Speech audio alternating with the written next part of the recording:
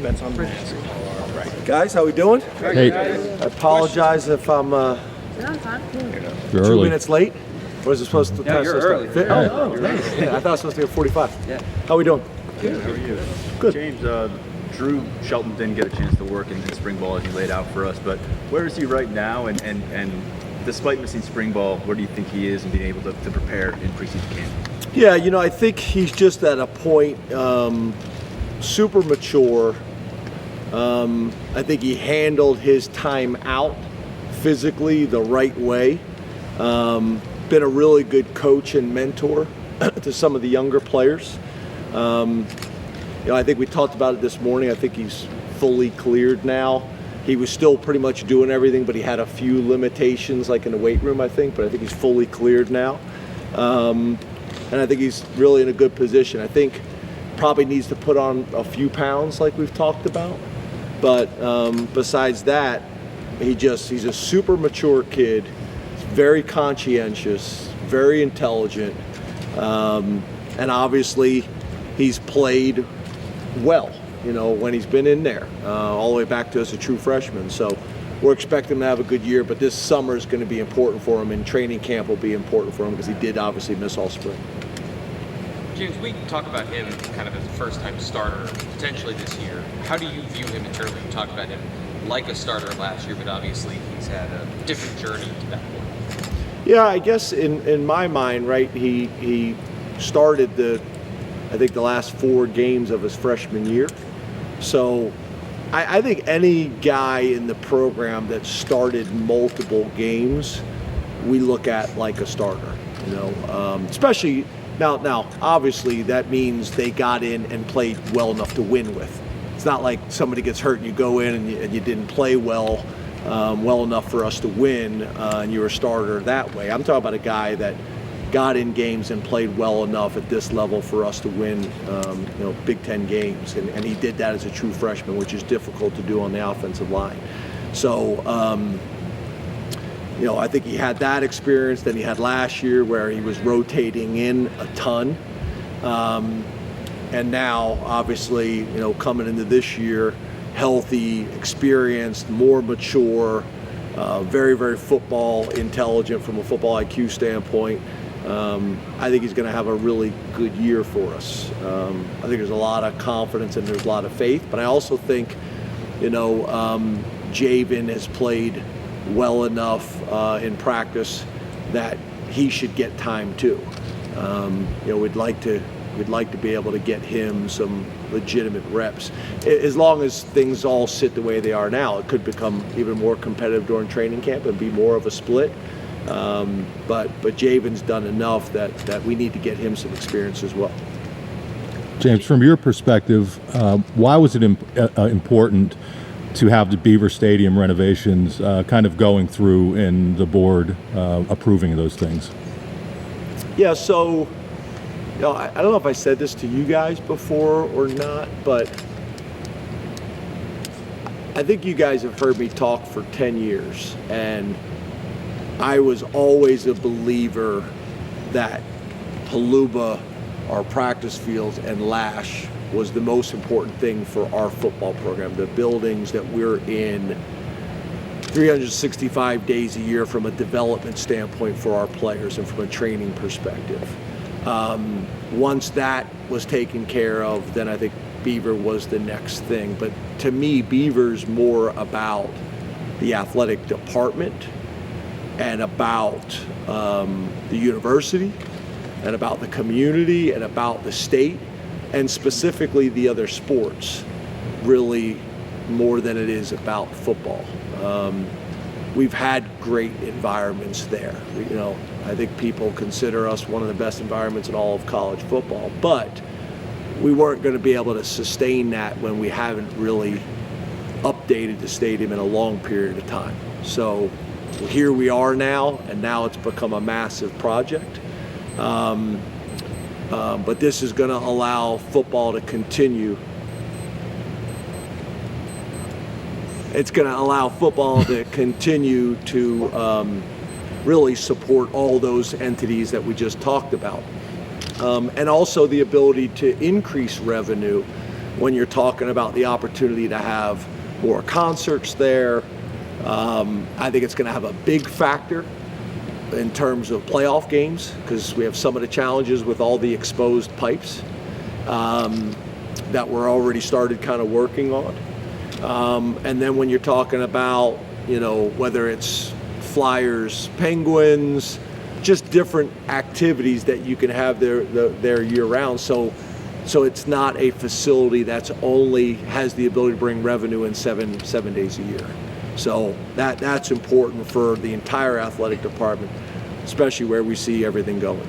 James, how do you think the addition of Andy to your staff can help the running backs, Nick and K-Tron in particular? Yeah, first of all, he's done a great job. Done a great job with the staff. Done a great job with the players and the scheme and the morale. In my mind, you guys won't see it this way, but in my mind, we have not changed a whole lot in terms of the things that we've done here in the past. So what I mean is maybe some aspects of what you saw, when we first got here. Maybe some aspects you saw with Joe Moorhead. Maybe some aspects what you saw with Coach Yursich, and so on and so forth. But I think we're back to doing all of those things again, which I think are going to make us difficult to defend when you're using multiple personnel groups, multiple sets, multiple tempos. And I think the running backs have a chance to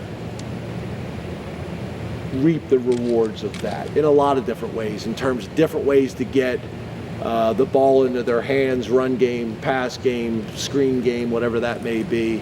And then also, obviously, one of the biggest issues we had last year was explosive plays.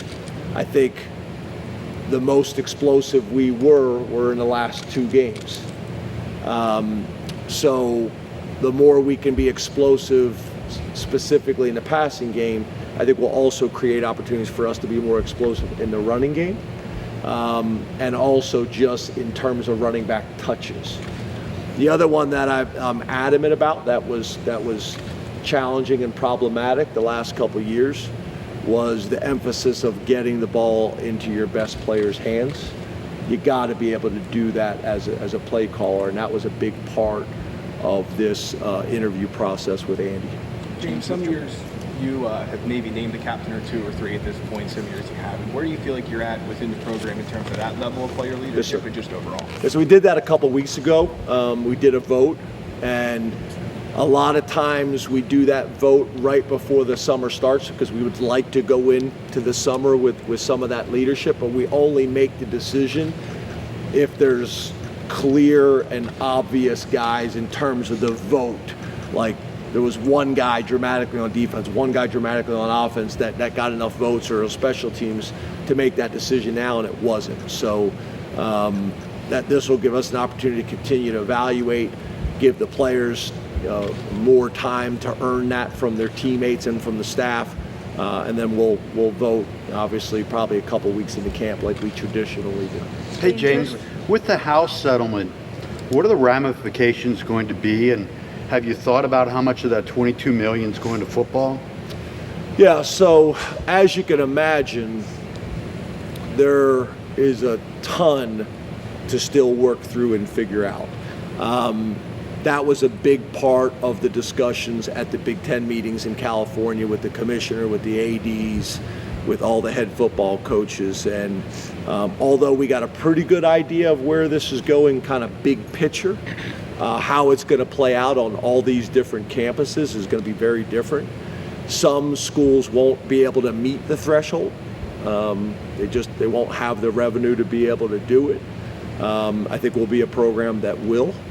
But then also, you also have Title IX that factors into that as well. So there's a lot that goes into it. I don't have enough information right now, Mike, to answer your question intelligently and specifically enough, because the details have not been worked out yet. James, this offseason you had a chance to add a handful of lettermen to your staff. What do they bring to the program, and why is it important to have guys who played here come back and join the program?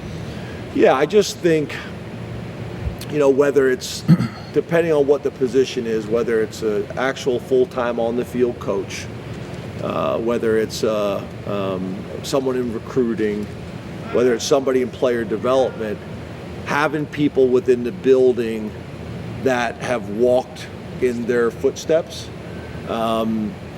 institutional knowledge, community knowledge, football at Penn State, what it's like. And then some of those guys also have NFL experience, which gives them instant credibility. I think it's been really valuable. I think Alan Zamitis is a great example. Ty Howell is a great example. Dan Connor is a great example. Really, in all three of them are in different kind of areas, but have done a phenomenal job. And then I think, like anything else, when Alan Zamitis comes here and does a phenomenal job, and then he vouches for somebody that he played with or knows, and we have a position open, then it makes a ton of sense to sit down with those people and see if they do make sense. And then some of them, we've identified, over the last couple of years, and we're just waiting for the right time to get them in, or NCAA rules, those types of things. So it's been awesome. And then I think you guys know we've worked really hard at closing that gap and continue building those relationships with the players that played here before. Was a real challenge when we first got here, and I think we're in a really good place now. But you can always get better, and I think they help with that too. James, when he's been healthy, Harrison Wallace has produced last year in the season opener, last year in the Peach Bowl, spring game. When you wrap your mind around where he is now in year 4, what he can mean for the offense, what do you kind of envision, and where is he in his development? Yeah, we thought he was going to have a big year last year, and that got limited, no fault of his own. And we feel that way, and probably more so this year. He's a year older, he's a year mature, he's been developed. And I think he's very hungry, because I think there's frustration from last year got cut short, because I think he felt the same way. So he's in a really good place. He's had a great summer so far. He had a really good spring. And we're expecting him to have a big year for us. We need for him to have a big year for us. He's super athletic, probably one of the most explosive guys we have in our program. And I think you guys saw flashes of that at times. I think where some of the challenges were is just the chemistry with all the time he missed with the quarterbacks, that was lacking. So having him back and getting all this work this summer and this spring has been really valuable. James, what kind of feedback have you gotten from Drew Aller in terms of getting that chemistry with Fleming and those other guys? What are maybe you kind of hearing or seeing this summer from him? Yeah, I just think we're in a better place from an organizational standpoint in terms of the things that the coaches can do, and Chuck Losey, what he can do in terms of planning in the big picture, make sure throwing is a part of that the coaches are doing a good job with the NCAA rules that allow us to work with the guys. That now includes a ball. I think those things are important. And then, obviously the players doing it on their own as well. I think that's been really good. And I guess an example of what I'm saying is the players may have a 7-on-7 scheduled, but maybe that wasn't coordinated with the run that we had that day, and the run was brutal, and they don't really feel like going and doing 7-on-7 after just running the way they did. So kind of making sure all the pieces of the puzzle fit together so that all these areas can be developed and part of the plan. There's ways to do that. I mean, whether it's low red zone work where you can limit the running, or top of the routes and things like that. So I think it's been really good. Obviously, we still got a ton more work, but the feedback from the players as well as the staff has been really good. Drew was in my office this morning having a conversation about some of those things and how we think we can make them better. James, following up on Following up on the Letterman's question, specifically with Jordan Hill, what about his background and experience makes him a good fit? And is that a new position with the program, the director of life skills? It's probably a new title. It's not a new position. We had a position come open, and he's filling that position just with a different title. I think you guys know Jordan. A lot of you guys that have been covering Penn State football for a long time. I mean, you guys know Jordan is like total class act.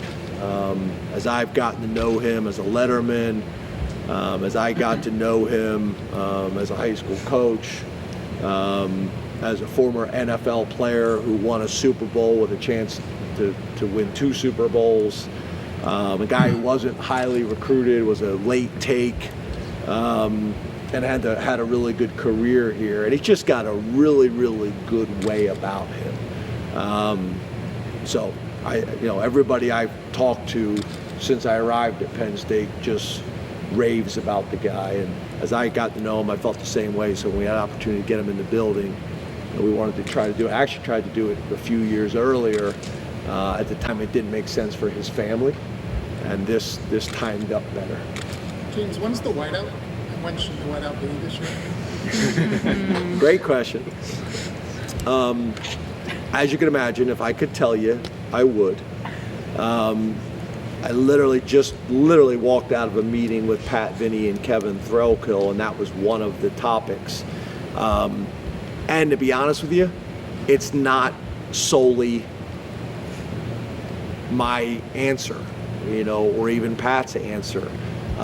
If we want to provide the opponent the experience, the time of day that our fan base wants and expects, that there's a lot of pushing and pulling and compromising and working with the conference and working with the TV partners to try to find a win-win for everybody.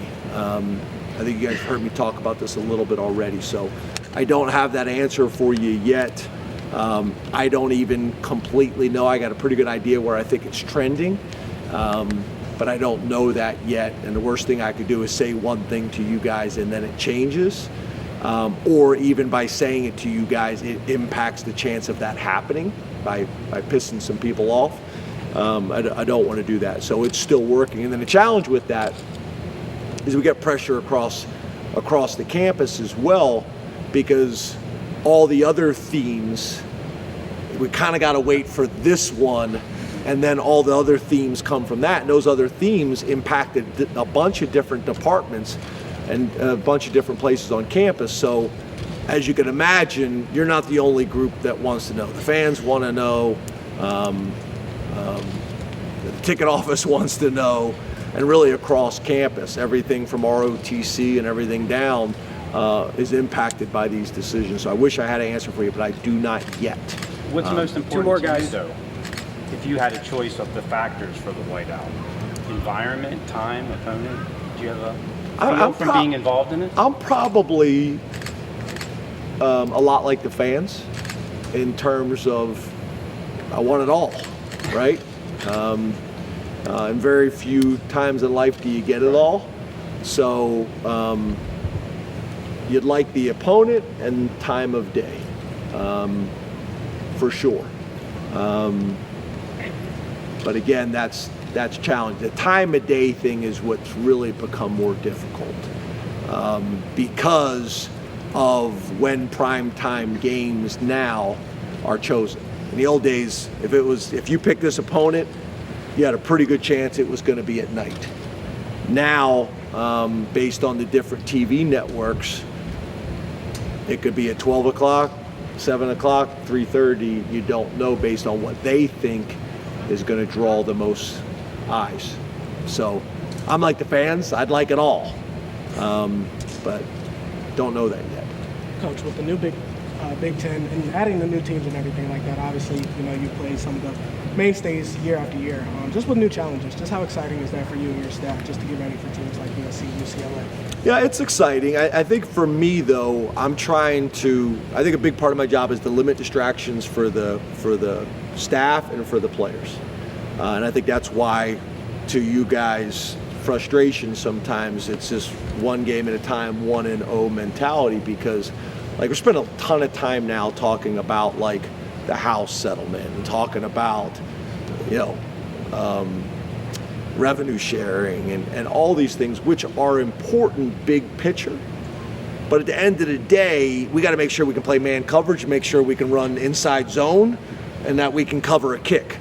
And at the end of the day, we got to keep the main thing, which is developing these young men, putting them in the best position to be successful for them, for our fans, for the Letterman, for everybody, for the community, to give us a chance to beat West Virginia.